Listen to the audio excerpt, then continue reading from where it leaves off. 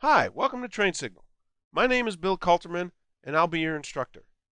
This is an introductory video to the SharePoint 2013 administration course. At the time I'm recording this, SharePoint 2013 is still fairly new, and I'm excited to possibly be your first exposure to it. SharePoint 2013 has some exciting new features and many improvements over the previous versions. Throughout the course, I'll be taking you step by step through the process of getting a small two-tier SharePoint farm up and running and fully functional. We'll be acting as the SharePoint administrator for Globomantics.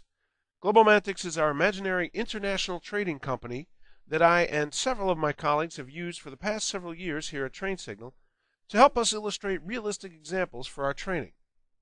In our scenario, the Chicago office of Globomantics wants to set up an internal intranet using SharePoint 2013, and you'll be able to observe as I go through that process.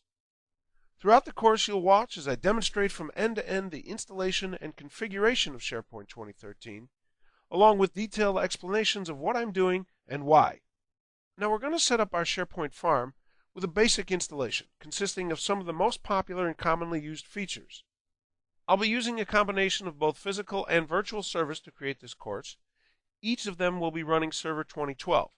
We're also going to be using Exchange 2013, SQL Server 2012, and Windows 8 on our client machines. For some of you, this may be your first exposure to those products as well. Our journey begins with us performing an installation of SQL Server 2012 for use with SharePoint. At this point, we'll prepare our SharePoint server for the installation and then go through the installation process itself. Along the way, we'll cover topics like SharePoint topology and the logical architecture of SharePoint. We'll walk through the farm configuration wizard and learn about managed paths and managed accounts.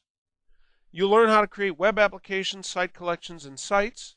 And I'm even going to show you how to configure popular service applications like the search service, the managed metadata service, and the often maligned user profile service. We'll configure incoming and outgoing email in SharePoint and perform all of the tasks necessary to allow for the creation of My Sites. This will give us the opportunity to explore some of the features of SharePoint Social. And lastly, we'll install and configure the Office Web Apps server for use with SharePoint 2013. Now I know it may seem like a lot, but don't worry. I'll be right there with you, guiding you step by step, and we're going to have a lot of fun while we're doing it. Now whether you've worked with the previous versions of SharePoint or this is your first exposure to it, this course is going to be a great introduction to the installation and configuration process for SharePoint 2013. My goal for this course is simple.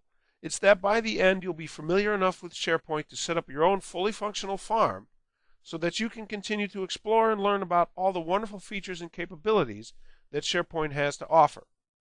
We've got a lot of work ahead of us, so let's go ahead and let's get started.